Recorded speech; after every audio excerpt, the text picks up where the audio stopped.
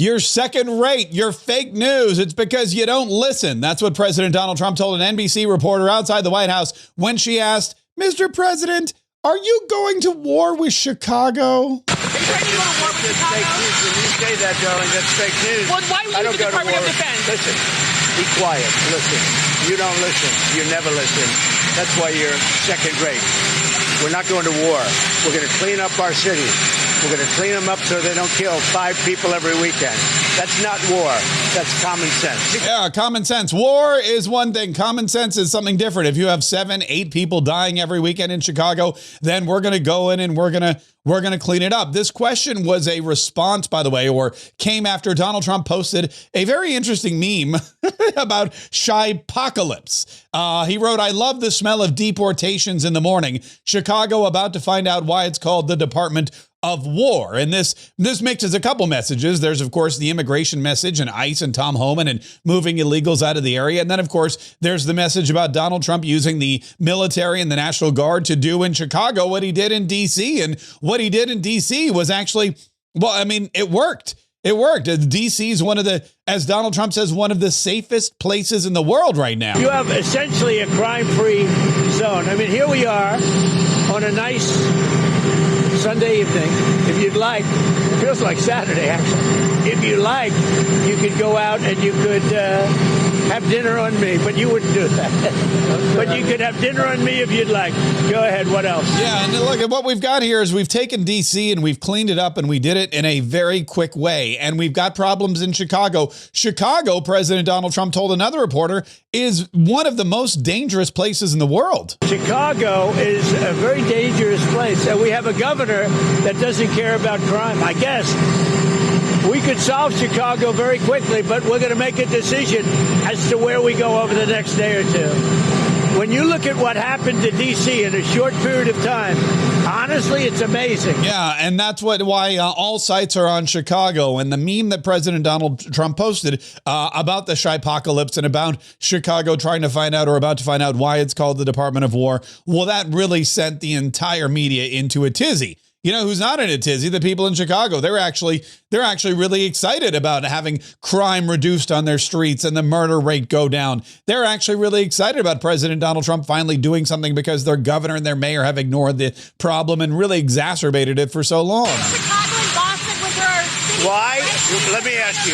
Yeah. Really higher than Chicago? You're not. Excuse me. Do you know how many people were killed in Chicago last weekend? 8. You know how many people were killed in Chicago the week before? 7. You know how many people were wounded? 74 people were wounded. You think there's worse than that? I don't think so. Yeah, Donald Trump saying that's the worst place there is. There's no place worse than that. And the fake news media trying to, again, it's really interesting how the fake news works. Whenever Donald Trump comes up with an idea to make everyone's lives better or comes up with something that's commonsensical, like, hey, let's get rid of crime. Let's stop people from dying. Let's stop the killing. Whenever Donald Trump comes up with some kind of plan or some kind of idea or some kind of proposal to do just that, the media freaks out because, well, apparently they really like crime. They really like criminals. They really like cashless bail. They want to make it as easy as possible, not just for somebody to commit a crime, but for them not to have to serve any actual time after they've committed said crime. And Donald Trump doesn't think that makes any sense. Same thing with Russia and Gaza. The media, with Donald Trump trying to negotiate a peace deal between Ukraine and Russia, is very upset that Donald Trump is, I guess, trying to negotiate with Vladimir Putin. And Donald Trump said, look, I'm not happy with the way things are going with Russia. Nobody was tougher in Russia than me. That has to do with the pipeline, as you know, Nord Stream 2 and lots of other things. But I'm not happy. I'm not happy about the whole situation. You know, it's interesting. It doesn't affect us because it's not our soldiers.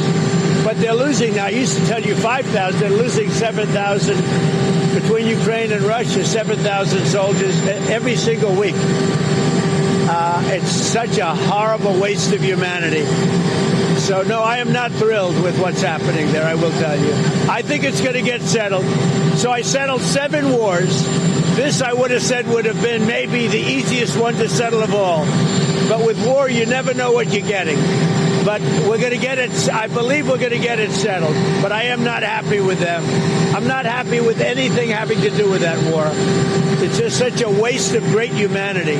Donald Trump saying that there's death on both sides of the aisle, not just the Russians, or not just the Ukrainians, but also the Russians. And he doesn't understand why it's happening. And he's going to do his best to end it. Somebody asked him when does he have plans to talk to Vladimir Putin again? And Donald Trump said, oh, yeah, you better believe it. When do you plan to speak to President Putin next? And what Very second? soon. Over the next couple of days. Look, we're going to get it done. The Russia-Ukraine situation, we're going to get it done. I have confidence we're going to get it done. Think of it. I got 7 done, all of which were impossible to do. If you look at any one of the 7, you know them. I don't have to go through them. Many of them were impossible. One was 31 years, 10 million people killed. One was 34 years with 8 million people killed. How about the Congo? They lost 9 million people, and it went on for years with Rwanda. All settled.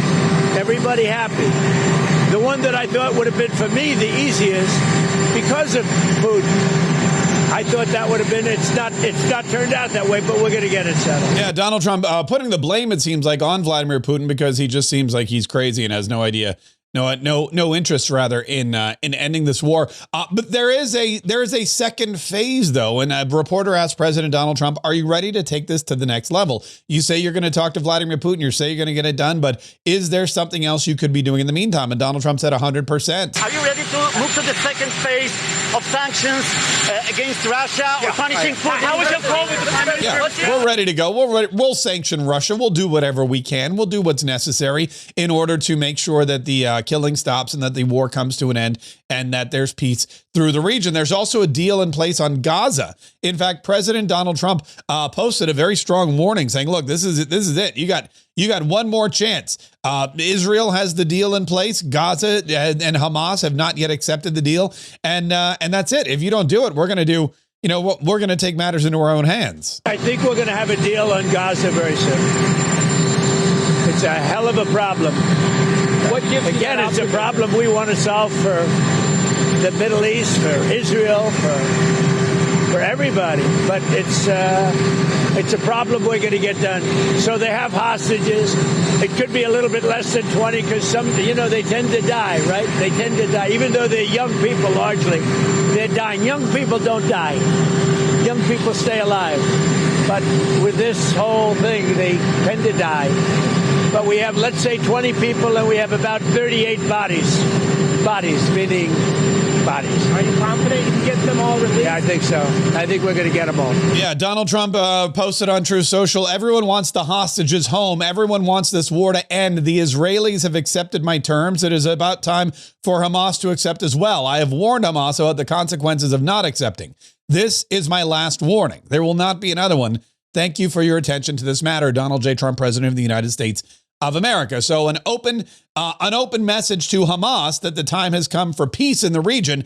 And if you don't come to the table and agree to the terms, then, well, you've been warned, is all it's going to say. There was pretty big outcry and hubbub about what happened in Venezuela with this terrorist vessel carrying Tren de Aragua members who were drug running. They had lots of drugs on the boat. They had 11, I believe it was, Tren de Aragua terrorists, and the U.S. military took the boat. I just bombed the boat, bombed it out of the water. It was headed to the United States with dangerous drugs, and we don't even really know what else. And it's caused quite a stir in Washington, D.C. with Democrats and Republicans who say now that Donald Trump has committed some kind of war crime. And they asked, look, are you gonna go inside of Venezuela, and are you going to even attack the cartels inside of the country? Are you considering attacking the cartels inside of Venezuela? You attack? Well, you're going to find out.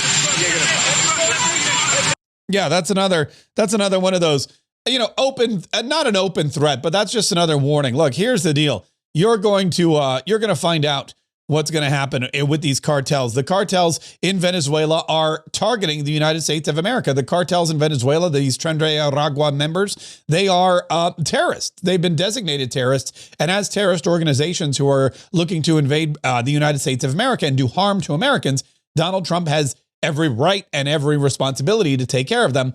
There has been, of course, some back and forth between Rand Paul, for example, and J.D. Vance, the vice president of the United States. That is something that that's something that we'll continue to follow up on as well.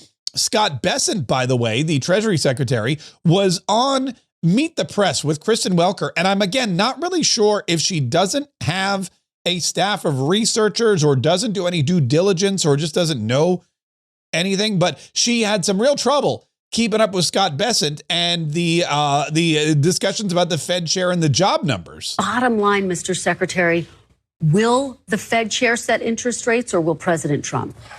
The Fed chair doesn't set interest rates. The FOMC sets interest rates. So it is a board. Should President Trump have a say? And the President Trump is going to make his views known, just like President Biden did. President Biden in the State of the Union, his last State of the Union, said he thought there was going to be an interest rate cut. Senator Warren called for a 75 basis interest rate cut this year. Yeah. So look, just let me give you a little lesson in how the economic system of the United States works, Kristen. The Fed chair does not set interest rates, and the president is more than able to voice his opinion just like any American. And that's the First Amendment, by the way. In the United States of America, we have something called the First Amendment, which is freedom of speech. And that means that the president, who is a citizen or any other citizen of the United States of America, can freely voice their opinions about what should happen with their government. When their government acts badly, they can say the government's acting badly. When the government acts well, they can say that too. They can criticize the president, the Fed chair, their elected representatives, the press. They can do whatever they want because we have freedom of speech as guaranteed by the First Amendment of the Constitution of the United States of America. Kristen Welker not only doesn't want Donald Trump to interfere in the GDP, she doesn't want him to exercise his freedom of speech. She wants him just to shut up. And Scott Bessent says, look, everybody, that's his right as an American, is to say, I think there should be an interest rate cut. But again, it's not the Fed chair that does that. Look, we're not going to do economic policy off of one number. We believe that good policies are in place that are going to create good, high-paying jobs for the American people. Two, let's look at the efficacy of this number. August is the noisiest month of the year. Typically, the highest revisions come in August. That's why it's important that we have good data. Alston Goolsbee, who's head of the Chicago Fed and probably the most partisan person at the Federal Reserve in leadership, came out and said, I don't know if these numbers were that weak. I don't know if I'm going to vote for a cut in September because it may have something to do with the immigration deportations. So this is why we need good data. Three, if in fact these numbers are true, it shows that President Trump was right about the Federal Reserve. They are too late. And because of the bad numbers, they likely would have been cutting in June. And if we believe the numbers, and four, I can tell you the one thing this administration is not going to do, and we are not going to let the Democrat media surrogates do, is during President Biden, President Harris's campaign, they told the American people, it's a vibe session. You don't understand how good you have it. President Trump was elected for change, and we are going to push through with the economic policies that are going to set the economy right. I believe by the fourth quarter, we're going to see a substantial acceleration. So there we go. Too late Powell was too late, and that is backed up by Scott Bessent, the Treasury Secretary. He says, look, these numbers, what you're seeing here is you're seeing the Fed creating negative impacts to the economy because they're not changing the interest rates, as President Donald Trump has suggested. Kristen Welker also asked him a question about jobs and illegal immigrants and whether or not it was true that illegal immigrants were the ones taking the jobs from the American people. And Scott Bessent, again, showed why, well, she shouldn't be anywhere near a television studio. What we are seeing is the jobs that are being created are going to either native-born or legal Americans. Most of the jobs created under the Biden administration, they went to illegal aliens. Well, and I think that there would be a lot of debate over the fact that they went to illegal aliens, but let's keep moving. No. That's the fact. Okay, let's keep That's moving. not debate. You can debate all you want, but the fact of the matter is that's not anything to debate. That's an actual fact. And NBC has trouble with facts, as you can remember from the very first clip about them not listening. That's fake news. When you say that, darling, that's fake news. Well, why would I don't the go to Department war. of Defense? Listen, be quiet. Listen. You don't listen. You never listen. That's why you're second rate. We're not going to war. We're going to clean up our cities. We're going to clean them up so they don't kill 5 people every weekend. That's not war. That's common sense. You never listen. That's why you're second rate. Listen, there's more second rate news headlines to talk about later today. There's also coverage of President Donald Trump at the U.S. Open. He opened up the Rose Garden Club earlier this weekend. And of course, there's a ton of other stuff on the docket for this week as Congress is now back and they're going to be working toward a budget because they don't want to shut down the government, or maybe they do. We're going to find out. Plus, there's Epstein information to cover. We've got all of that in our second daily podcast, which happens today at 1 p.m. Eastern time. 1 p.m. Eastern, we go live. Or if you prefer, you can listen at your leisure by going to your favorite podcast platform and downloading it. But you know what's even easier to do? Go to markkaye.com. MARKKAYE.com. Go to markkaye.com, click the red podcast button that says, I want the podcast, download, subscribe, listen, and enjoy.